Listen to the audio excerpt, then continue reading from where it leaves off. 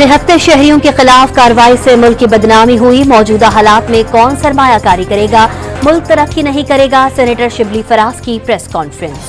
GHQ हमला case में opposition leader Umar Ayub की दरख्वास्त बरियत खारिज। रावलपिंडी की इंसदाद दहशतगर्दी अदालत ने महफूज फैसला सुना दिया। तहरीक इंसाफ की तारीख है, उनका एहतजाज या रैली पुरअमन नहीं होती। अहम मौके पर एहतजाज की कॉल से इसकी बदनीयती साबित होती है। इसहाक डार की press conference. Islamabad high court में डी चौक PTI एहतजाज के खिलाफ ताजरों की तौहीन अदालत की दरख्वास्त। वजारत दाखिला को तफसीली रिपोर्ट जमा कराने का हुक्म। अदालत ने कहा था शहरियों और ताजरों समेत मुजाहिरीन के बुनियादी हुकूक का ख्याल रखें।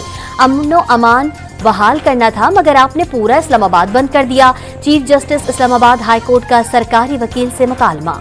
इस्लामाबाद पुलिस ने 24 नवंबर PTI एहतजाज पर दर्ज मुकदमे में 96 मुल्जिमान के वारंट गिरफ्तारी हासिल कर लिए।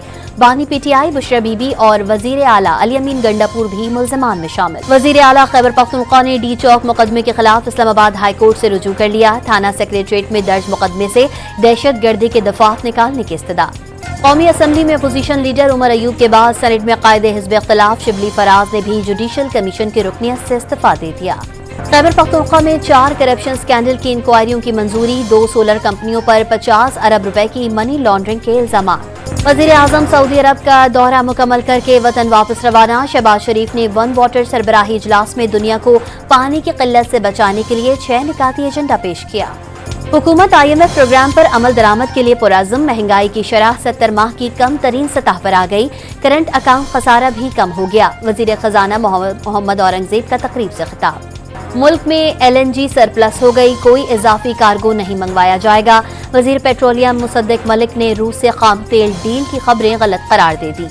घोटकी में कौमी शाहराह पर ट्रैक्टर की मोटरसाइकिल को टक्कर से बच्ची समेत 3 अफराद जाँ बहक। ड्राइवर फरार हो गया। पुलिस ने ट्रैक्टर तहवील में ले लिया।